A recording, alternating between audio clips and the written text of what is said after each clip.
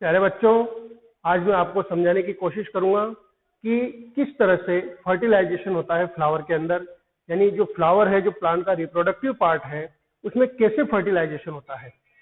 Fertilisation को समझने से पहले आइए हम पॉलिनेशन के बारे में समझने की कोशिश करते हैं। What is pollination? Pollination is the process in which pollen grains transfer from one flower to other flower on stigma। यानी पॉलिनेशन एक ऐसा प्रोसेस है जिसमें एक फ्लावर के जो पोलन ग्रेन्स होते हैं वो उसी स्पीशीज के किसी दूसरे फ्लावर के स्टिग्मा पर जाकर गिरते हैं, ट्रांसफर होते हैं। There are two types of pollination, self pollination, cross pollination. Self pollination में क्या होता है कि जो पोलन ग्रेन्स होते हैं वो उसी फ्लावर के स्टिग्मा पर ट्रांसफर हो जाते हैं, आकर गिर जाते हैं हवा चलने से या ब्रांच के हिलने से। क्रॉस पॉलिनेशन वो पॉलिनेशन होता है जिसमें एक फ्लावर के जो पोलन ग्रेन्स होते हैं वो किसी दूसरे प्लांट पर, अदर फ्लावर पर, लेकिन उसी स्पीशीज का जो होता है, यानी उसी जाति का जो फ्लावर होता है उसके ऊपर जाकर ट्रांसफर होते हैं। ये हमारे द्वारा भी हो सकता है, किसी पक्षी द्वारा हो सकता है, इंसेक्ट द्वारा हो सकता है, हवा के चलने से हो सकता है, पानी से भी हो सकता है। तो क्रॉस पॉलिनेशन किसी मीडियम के थ्रू होता है और सेल्फ पॉलिनेशन अपने आप होता है। अब हम समझते हैं कि after the pollination what happened in plants. आइए हम समझते हैं। ये पोलन ग्रेन स्टिग्मा पर आकर गिर चुके।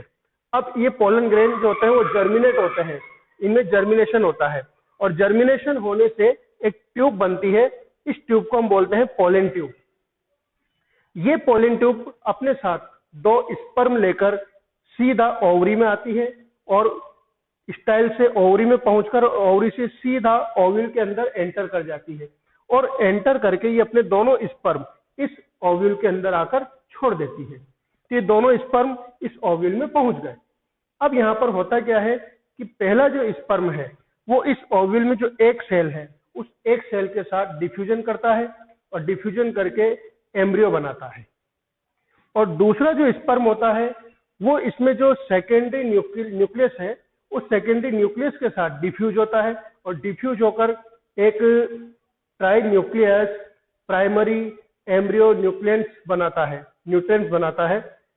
इसका जो काम होता है, जो सेकेंड स्पर्म ने जो इसके साथ रिएक्ट किया, डिफ्यूज किया, इसका वर्क होता है कि जो एम्ब्रियो बना था उस एम्ब्रियो को ये न्यूट्रिएंट्स देता है, उसको जिंदा रखता है। तो इस तरह से फ्लावर के अंदर डबल फर्टिलाइजेशन होता है, दो बार फर्टिलाइजेशन होता है। पहले फर्टिलाइजेशन में पहला स्पर्म एक सेल के साथ डिफ्यूज होता है, एम्ब्रियो बनाता है। दूसरे फर्टिलाइजेशन में दूसरा स्पर्म सेकेंडरी न्यूक्लियस के साथ डिफ्यूज होता है और tri nucleus primary embryo nutrients बनाता है जो कि एम्ब्रियो को जिंदा रखता है। Now we will know that what happened after the fertilisation. यानी जब फर्टिलाइजेशन कंप्लीट होता है तो आगे हमें रिजल्ट क्या मिलता है फ्लावर के अंदर, तो मैं आपको समझाता हूं। ये जो ओव्यूल आप देख रहे हैं, ये ओव्यूल कन्वर्टेड इनटू सीड, यानी ये पूरा का पूरा ओव्यूल एक बीज में बदल जाता है और इसके ऊपर एक बहुत स्ट्रॉन्ग, कठोर एक लेयर बन जाती है जिसको सीड कोट बोलते हैं, जो कि अंदर सीड को भी प्रोटेक्ट करती है और उसके अंदर जो एम्ब्रियो है उसको भी प्रोटेक्ट करती है। और ये जो पूरी ओवरी आप देख रहे हैं, जो स्वेलन पार्ट आप देख रहे हैं, ये और ज्यादा फूल जाता है और ज्यादा स्वेल हो जाता है and it converted into fruit. यानी पूरा जो ओवरी वाला पार्ट है ये फ्रूट में कन्वर्ट हो जाता है। तो इस तरह से फ्रूट बनता है और फ्रूट के अंदर ये सीड्स होते हैं। उसके बाद सेप्टल, पेटल, इन सब का कोई काम नहीं होता है। स्टाइल, स्टिग्मा ये धीरे धीरे खत्म हो जाते हैं और हमें फ्लावर और फ्लावर के अंदर सीड प्राप्त होता है। So we can say that seed is the next generation of plant. यानी कि हम ये कहेंगे कि जो सीड है वो अगली जनरेशन को यहाँ पर व्यक्त कर रहा है और ये सीड ही आगे चलकर भी एक नया प्लांट बनाता है। Thank you.